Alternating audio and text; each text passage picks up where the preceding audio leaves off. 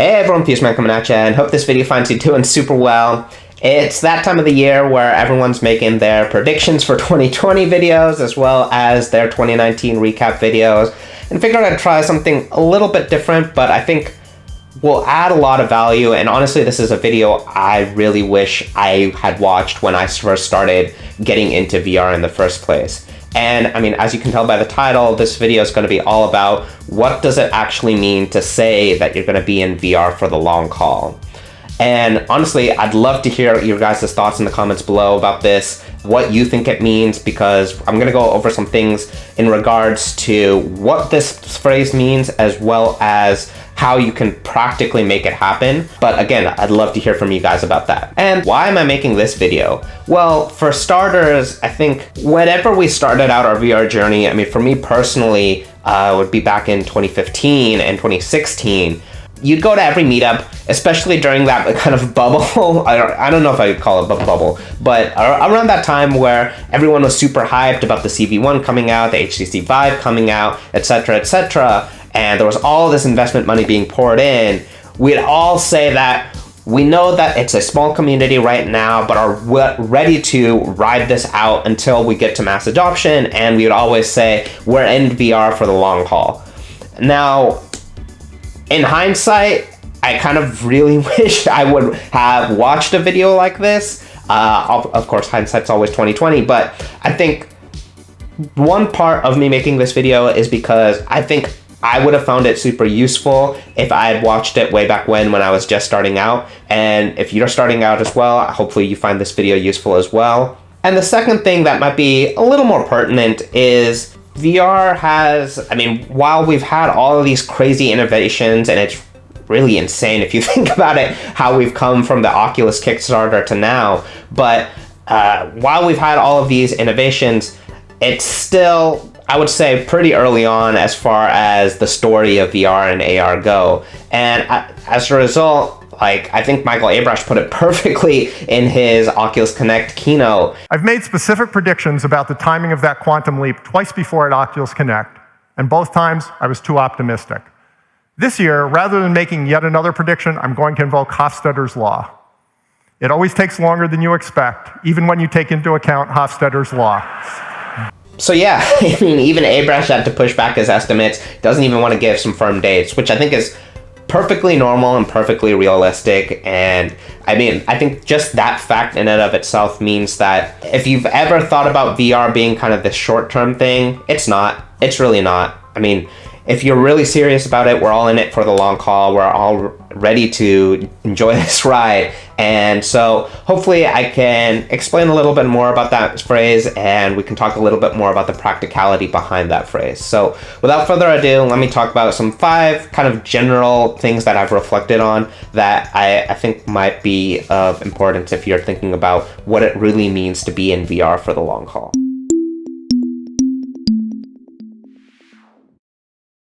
So first up, what I want to go ahead and talk about is about defining your vision for what you think VR or AR could look like when we're talking about the super long terms of things. And let me put this really concretely, and I'll just give you a quick example, something that I think would personally be really cool. For me, I think one of the really interesting parts about VR is you've basically been able to abstract away this kind of finite constraints, if you will, on resources, and move over to a paradigm that is a lot more infinite, if you will. I can quite literally create land out of thin air, just like that. And I think in the long run of things, and I'm not talking about, I'm honestly probably talking about even after mass adoption of the technology here, but I think in the really long term of things, that has a lot of potential to kind of shift the way that we think about kind of some of the problems that we have in society as a whole. Being able to shrink distance, being able to be creative on a much grander scale. I think those are all really fascinating things, and obviously not solving any problem by any imagination, but when I think about it long term, that's what I'm kind of roughly thinking about. Again, not fully defined by any stretch of the imagination, but it's kind of that thing that I'm like, wow, this technology could really change a lot of things. So I think it's important to kind of have that rough idea for yourself individually. And again, mine will probably be very different from yours. You might have very long-term things like what I just described, or kind of short-term things that maybe are more feasible within the next year or two. But the reason I think it's so important to define this type of vision is it allows you to use it as a motivator for whenever those kind of rough sparks come where you're not entirely sure what you're doing. And I'll be the first to admit that happens a lot more often than I would like to imagine. But whenever those types of stuff comes, it's very helpful, at least for me personally, to use that as kind of a motivator of like, whenever you're lost, that's what you're trying to aim for, and then you can hopefully navigate yourself towards whatever vision you're trying to achieve. And I think that's kind of an invaluable asset when you're thinking about the really, really long term of things. Second point that I think is super valuable to talk about when we're talking about the long haul is, obviously throughout these many years, we're going to have a bunch of technological changes. Everything from being tied to a PC to now wireless with the Quest, you name it, those things are going to happen. Obviously, we're also going to have augmented reality. And I think it's super useful to look to the future and see what's coming down the pipe and what might potentially be the new platforms and mediums that we play around with. But at the same time, I think it's super valuable to recognize what we have already and how we can learn from that to leverage things into the future. And Brandon Loch from, you might know him from Stress Level Zero, from the Node YouTube channel, he created Boneworks as well as Hover Junkers, I think put it really well when I was listening to him on a podcast from the Corridor Cast. I never realized that there's this community of like futurists, right? That kind of jump from one thing to the next. And when we came into YouTube in 2010, that was in that sort of like futurist mindset where people, some creators are looking at it as like, oh, this is the next big thing, I want to do this.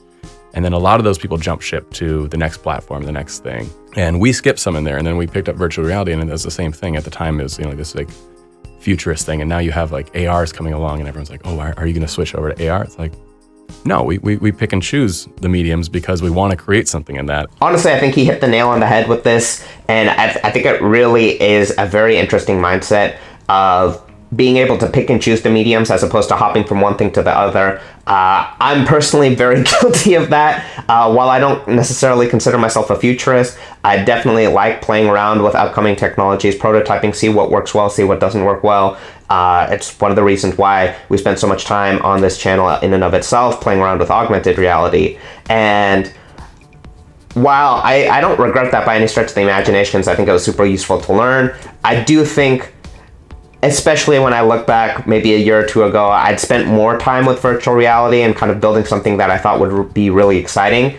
And again, we're still super early on in this process. This is more of, I think, something to learn moving forward into the future. Yes, we're going to see a lot of different technological changes that end up shaping how this industry forms, some more than others. But I think it's super useful to use what we have now and even then build something really creative and really exciting. Third point I have is on stability. And honestly, the first time I recorded this video, I literally talked about this topic for 10 minutes because there's just so much here, but I'll try to keep it really brief.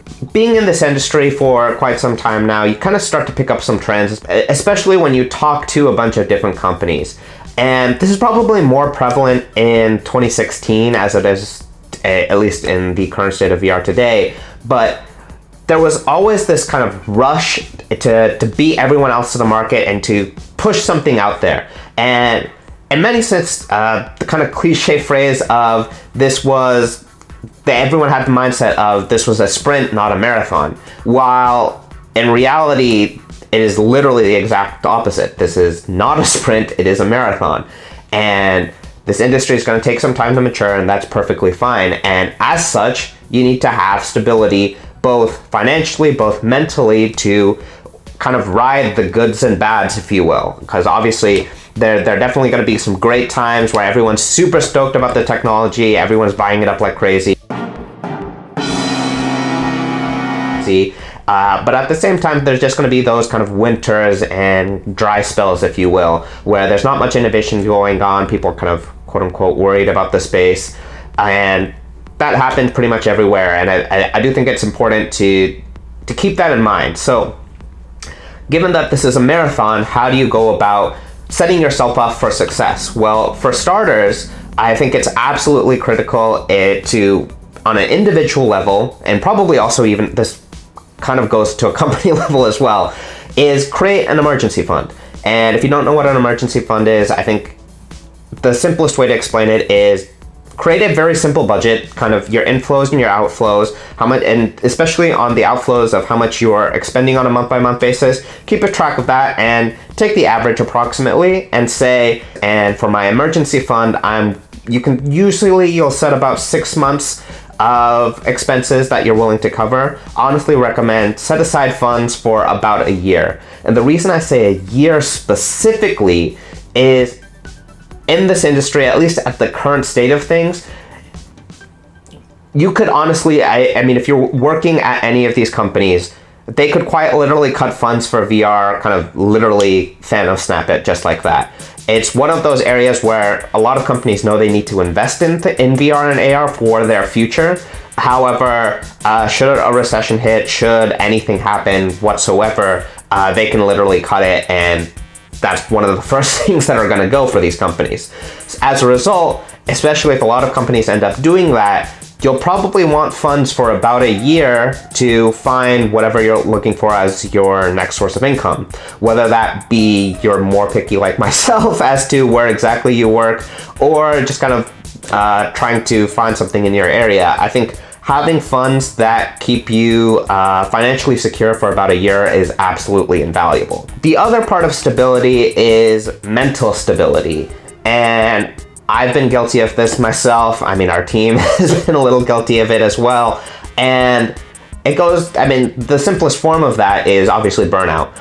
When you're kind of rush, and this kind of sprint mindset, you're gonna burn yourself out really quickly. And given that this is more of a marathon, then I think it's absolutely critical to make sure that you are mentally stable and mentally secure, know what you're doing, and if you're ever lost at times, as we talked about a little earlier, then it's perfectly fine to take a break. There's nothing wrong with that. This community is still going to be going strong for the foreseeable future, and as a result, taking a break is completely fine. I mean, we took a break on YouTube for pretty much most of this year, so don't feel bad about that in any stretch of the imagination. We'll be here, and there's plenty of room to keep developing and exploring, and I think that's really what makes VR so exciting. Fourth point here is regarding investing and saving for your future. Now, honestly, this is not a VR specific point, and it's primarily to do with saving up finances when we're talking about a 20-year span of time, really. The reason I put this on this list here is because I was so insanely guilty of not doing this over the past few years, ever since I really got into VR. I just got so excited about the tech, and I'm like, the money side, that can be pushed off, when it literally is the other way around. You should be starting as early as possible and let that money invest and grow so that you have way more in the future that you can then spend as VR kind of has matured fully to spend and build whatever you want and live off of that. And there are a bunch of different ways to do this. Obviously, I'm just going to do this in the very generic sense. And again, this is not financial advice by any stretch of the imagination. I am literally a talking head on YouTube who is known for technology tutorials. Don't trust me for financial advice. But things you can start researching are tax advantaged accounts. In the US specifically, these are going to be your 401ks, your Roth IRAs, etc., etc. And those are super helpful if you're thinking about long-term investments. And also on the saving side of things, if you want some more, a little bit liquid cash, obviously just getting even a high-yielding interest savings account online is super, super valuable. It's a little tricky kind of given the global state of interest rates right now, but honestly, I think it's super interesting to learn more about interest rates, and just because it's kind of crazy when I do more research into this specific topic and understand how insanely weird the financial system is. But that's a whole separate discussion. But anyway, I think it's super valuable to spend some time, if you've never ever thought about finance before, to spend some time, think about it, understand how to let your money work for yourself, and gain the value that you get from when you're spending time working in VR. Let the money work for you, and then 10 years down the road, you can use that whatever to reinvest into yourself. And I think that's incredibly valuable when we're talking about such a long time period. And the last piece of advice I have is to be aware of kind of the macro trends that are happening around the world. Again, this is something I've done such a lousy job of doing until pretty much this past year.